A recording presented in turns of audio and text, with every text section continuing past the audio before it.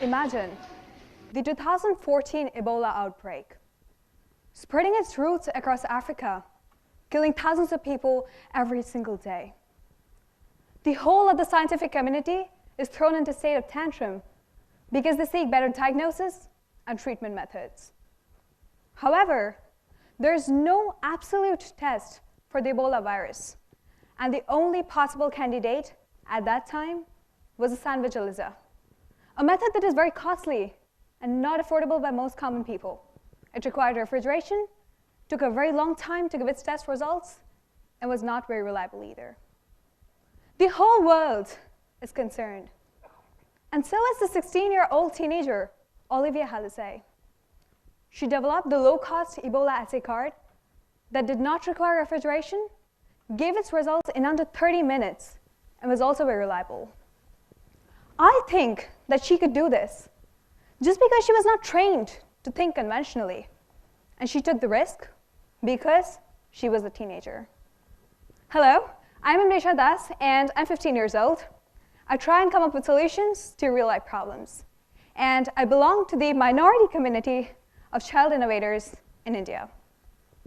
Allow me to take you back a few years and tell you a story. In 2014, when I was in my 6th grade, I fit into most Indian parents' ideal child image. I prepared for my tests much ahead of time. I scored quite well in them. I learned how to dance. I took Hindustani classical music lessons. I was also a black belt of Taekwondo. I was very satisfied, and my teachers were satisfied. And you know what they told me? They told me to keep up with this good work and continue on like this. But what I never realized then, and what they never understood, was that in the process, they trapped me in that conventional loop of school and textbooks. I grew to care so much about my marks. In fact, I fought for every single half mark that I lost in my test. I flirted away in the race of competitive examinations like every other Indian child does. But then in my 7th grade, something happened that quite changed things for me. I was down with this viral fever, and it was nothing very serious, but I had to stay back at home for the next few days. It was then that just to entertain me, my mom opened the homepage of Google Science Fair and told me to have a look at the projects. I stared at the screen, and I reread the titles again and again. I could not make much sense out of it, nor could I get much of what they did. And what struck me was that these projects were done by people probably just a year or two older than me. I sensed a passion in them and in their projects that I failed to see in myself. This led me to question my own abilities. But then at the same time, I thought, if they could do it, then probably I could do it too. And that was my first part.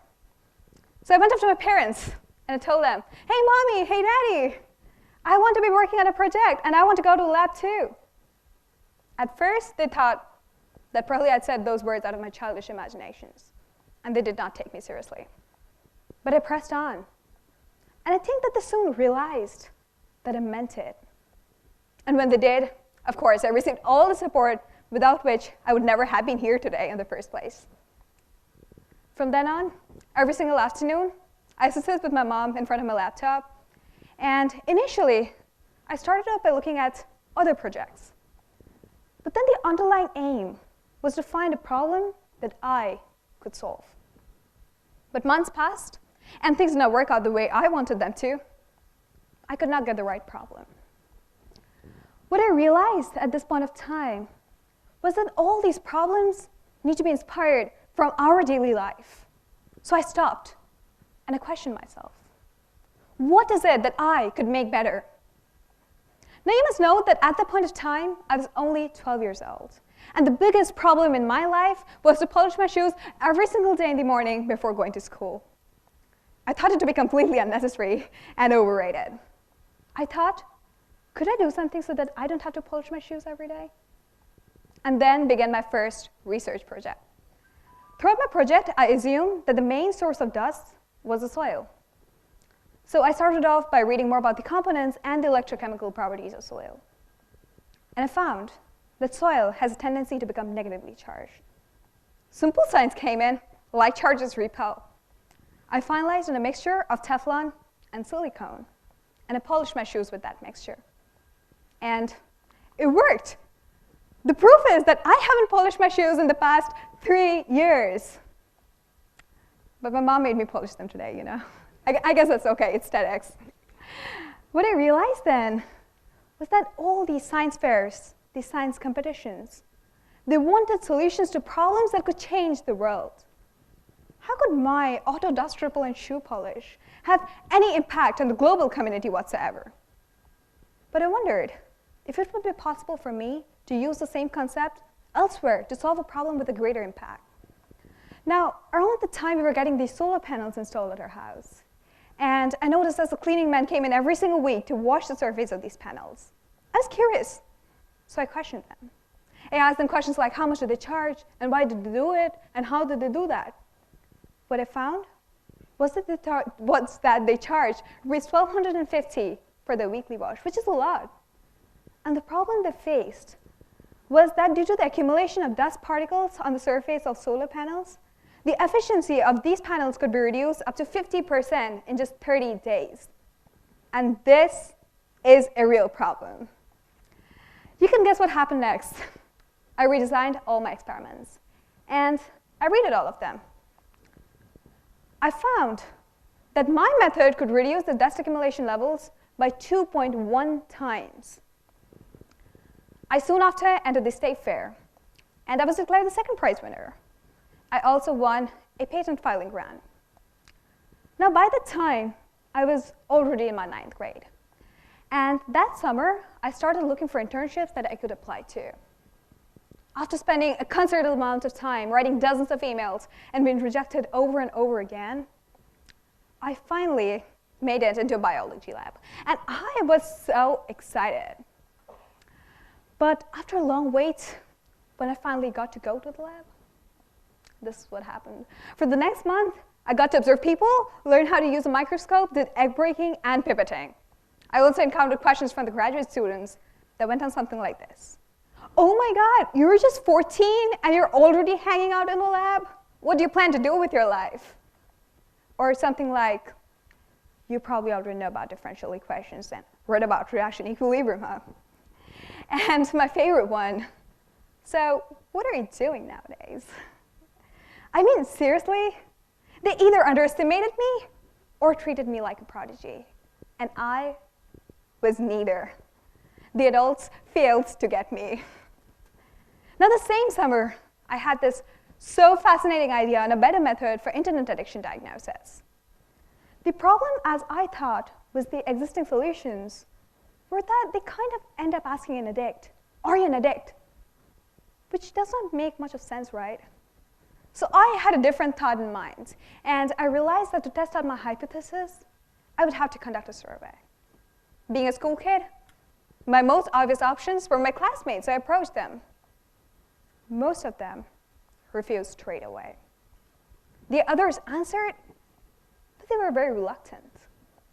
The problem is that people fail to realize scientific innovation has got no age bar.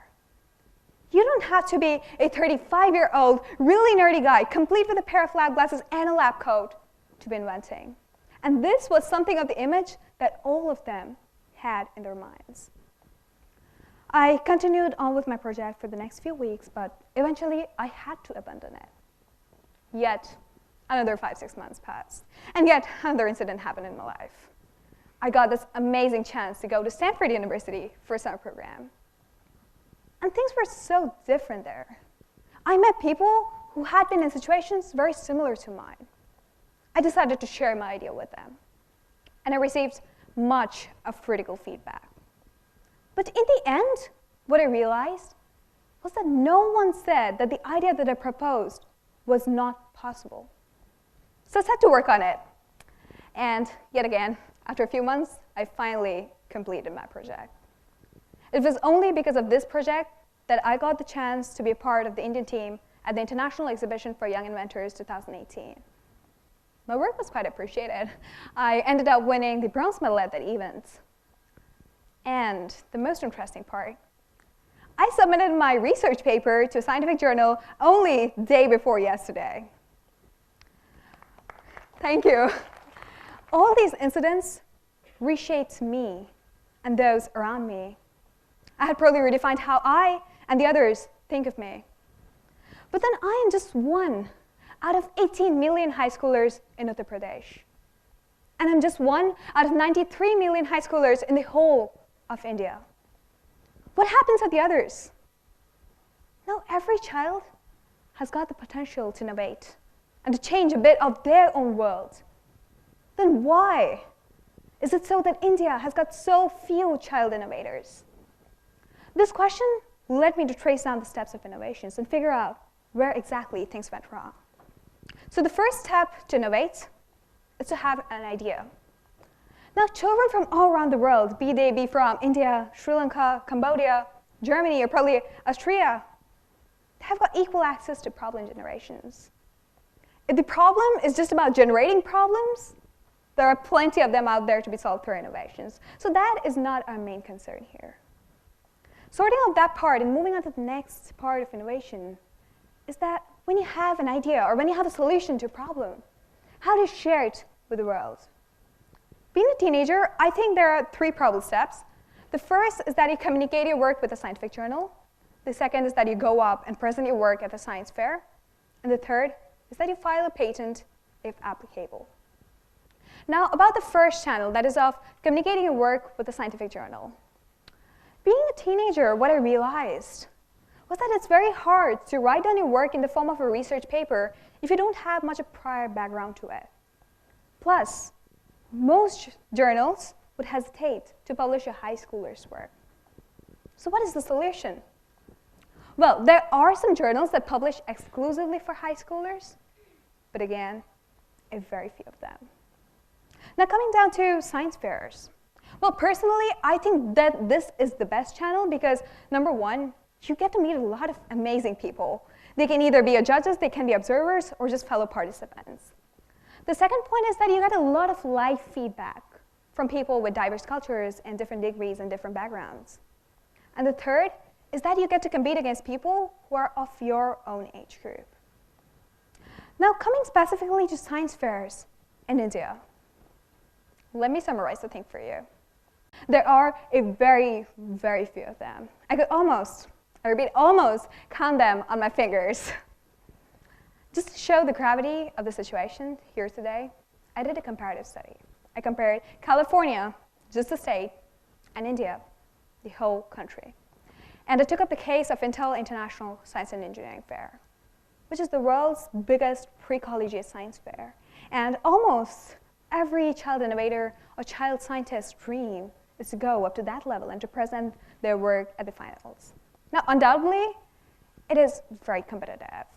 And even more unsurprisingly, it is super competitive in India. 7 million people participate every single year. Now, California, just the state, has got 14 state fairs leading up to ISEB. What that means is that if you qualify in any one of these, you get the chance to be part of their state team and be a part of the ISEB finals. In short, the major cities like San Francisco, San Jose, or Santa Cruz have got their own science fairs leading up to ISEF. Now, all the 3 cities that I mentioned before together have got a population of 18.4 lakhs. Whereas Kanpur, the city where I live, itself has got a population of 29.2 lakhs. Now, hypothetically speaking, Kanpur too should have its own science fair leading up to ISEF, which is crazy. As much as I know, in all these years, we have never even had a casual, friendly science fair. The truth is that there's only one science fair leading up to ISEF from India. So the main problem that I think with our society is the lack of opportunities. About the third channel, that is for patents, I tried finding data pertaining to the age of those who file a patent, but unfortunately, I could not get any data for India and for any of the other countries that I tried to survey. So let me summarize the things for you. What I mean to say is that children are amazing. Studies suggest that children are expected to be as smart, if not smarter, than their adult counterparts. And this has got a reason behind it. Humans are evolutionarily coded to understand and analyze complex data and abstract patterns, what we call creativity. But then as this child grows up into an adult and gets all these degrees from the schools and colleges, they tend to lose that raw creativity everyone is born with, and that is because they tend to become biased with their line of thought. Now, teenage is at the crossroads because you are neither too trained to lose that raw creativity you were born with, nor are you not trained enough to carry out scientific investigations. My advice to you is, be of any age. Just go out there and try finding a solution to a problem you care about. It's a wonderful feeling when you know that you can change the world in your own little way. You don't have to be a science prodigy or an extremely smart person to be innovating. Invention just requires you to be yourself. It requires you to be passionate about what you like to do and optimistic about what you can do. Thank you.